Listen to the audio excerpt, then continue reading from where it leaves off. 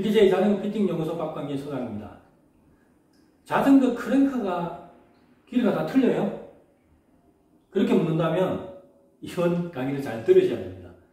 자전거 크랭크 길이는 다 틀립니다. 크랭크 뒤쪽에 보면 그 숫자가 적혀 있어요. 167.5, 172.5 이런 식으로 적혀 있는데 그게 길이를 나타내는 겁니다. 그 다음 Q팩터. 너무 어려워요, 말이. 팩터는 수학적인 어떤 용어인데. 자, Q팩터 쉽게 얘기하면 크랭크하고 크랭크 사이의 길이. 그걸 우리는 Q팩터라고 보면 됩니다. Q팩터. 자, 구체적으로 한번 살펴볼게요.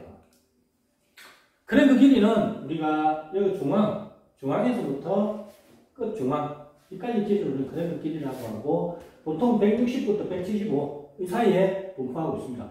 흔히 우리 도로사이클에서 많이 보는 크랭크 길이는 172.5, 170, 이 두 개를 가장 많이 봅니다. 그 다음에 제가 이제 경륜 시합할 때 트랙에서 사용하는 자전거 같은 경우는 167.5를 많이 썼어요. 키가 크든 작든 가장 많이 썼고, 그 다음에 특별한 경우 165를 사용하는 선수들도 있었습니다. 저 같은 경우는 170을 많이 썼죠. 그 다음에 키가 저보다 큰 187되는 선수는 172.5도 썼어요. 트랙에서 타는 PC 같은 경우는 크랭크를 조금 짧게 쓰는 축이고, 짧게 쓰면 그게 흐름이고, 도로 사이클 같은 경우는 좀 더 길게, MTB 같은 경우는 조금 더 길게 사용하는 어떤 흐름을 가집니다. 트랙용. 그 다음에 MTB. 도로용. 예. 트랙용은 이게 크죠? 체인링이 크죠? 뭐 도로차도 만만치 않죠. 하지만 트랙용이 아마 더 클 겁니다. 저는 시합할 때 5도 톱니 55개짜리도 사용해봤습니다. MTB는 작죠? 네, 작아요. 자, 크랭크 길이가 왜 중요할까요? 크랭크 길이의 길이의 차이에 따라서 무릎 통증하고도 연관이 있어요. 무릎 통증. 내 신체에 비해서 크랭크가 너무 길면 이 간격, 오므렸다 폈다 할 때 이게 크게 움직이잖아요. 그러면 무릎이 손상이 갈 확률이 높아져요. 부상의 위험이 많습니다. 그래서 내 신체 사이즈에 맞는 적절한 길이의 크랭크를 사용하는 게 부상 방지에 도움이 된다는 거죠. 근데 선수들 사이에서는 정답은 없습니다. 제 선수 시절에 경륜 최강자 홍모 선수는 170을 썼어요. 키가 170 정도밖에 안 되는 걸로 알고 있어요. 근데 170을 쓰더라고요.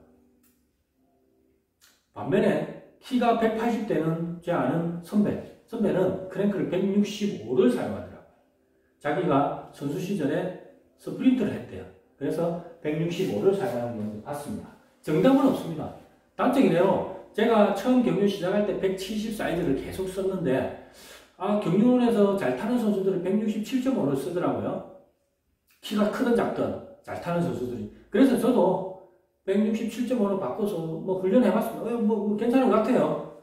근데 시합을 해보니까 워낙에 170으로 적응이 된 상태이기 때문에 그 축이 변한 거잖아요. 느낌이 완전 틀린 거예요. 자전거 안 나가요. 그래서 다시 원래대로 170 바꾼 경험이 있습니다.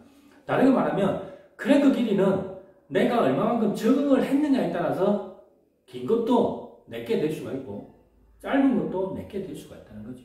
다만 제일 좋은 거는 내 신체 사이즈에 가장 적합한 사이즈가 내게 됐을 때 최고의 경기력이 나온다. 그래서 처음에 크랭크 길이를 선택할 때는 내 신체 사이즈에 적합한 길이를 선택하는 게 아무래도 더 큰 효율을 발휘할 수 있는 그런 요소로 작용할 수 있다는 거죠. 제 키가 182입니다. 182. 그러면 172.5. 제가 볼 때 이거는 이제 기준이 아마 도로 사이클 기준으로 한 것 같아요. 그래서 제가 도로 사이클은 172.5를 쓰면 무난합니다. 무난해. 제 친구 187 되는 친구는 175를 써야 되네요. 175. 아까도 말했듯이 트랙에서 사용하는 어떤 크랭크 길이는 이거보다는 한 단계 밑으로, 전체적으로 한 단계 밑으로 가고, MTB 같은 경우는 이것도 한 단계 위로 가는 걸 아마 그 흐름으로 보면 될 것 같습니다. 이해되십니까? 크랭크 길이에 따라서 어떤 변화 분명히 있으며 그걸 알고 자전거를 선택해야 되는 어떤 필요성에 대해서 제가 말씀드렸습니다. 그 다음에 하나 더 Q팩터 크랭크하고 크랭크 사이의 거리입니다. 이게 근데 왜 중요할까요? Q팩터가 우리가 페달링을 할 때 Q팩터는 어떤 페달링의 어떤 지점을 가리키죠. 근데 골반 사이즈하고 Q팩터하고의 어떤 차이가 크게 되면 반드시 무릎에 손상이 생기거든요. 자, Q팩터 한번 볼까요? 골반이 이 정도 크기다. 근데 Q팩터가 이 정도 크기다. 그러면 페달링 이렇게 되겠죠. 이렇게. 반대로 골반은 이런데 Q팩터가 이렇다. 그러면 이렇게 페달링이 되겠죠. 우리 페달링은 어떻습니까? 일자로 될 때 가장 좋다 했잖아요. 그래서 이 Q팩터는 우리가 일자 페달링을 하기 위해서 필요한 재원이다. 거기에는 이 크랭크 어떤 형태도 영향을 미칩니다. 크랭크가 그냥 모양이 일직선으로 된 것도 있고 어떤 크랭크는 요래 벌어진 크랭크도 있어요. 그래서 크랭크 모양에 따라서도 Q팩터에 영향을 미치게 된다. 그래서 크랭크를 선택할 때는 이런 Q팩터에 영향을 미치는 크랭크의 형태, 그 다음에 크랭크의 길이, 이걸 반영해서 크랭크를 선택해야 될 것 같습니다. 하지만 우리가 일반적으로 그냥 완성된 자전거에 보면 대략적인 아까 그 표에 제시했던 기준대로 자전거가 나옵니다. 중요한 것은 내 신체적인 특성을 알고 있고 그걸 반영해서 크랭크를 선택해야 된다는 거죠. 지금까지 PKJ 자전거 피팅 연구소 박광진 소장이었습니다. 감사합니다.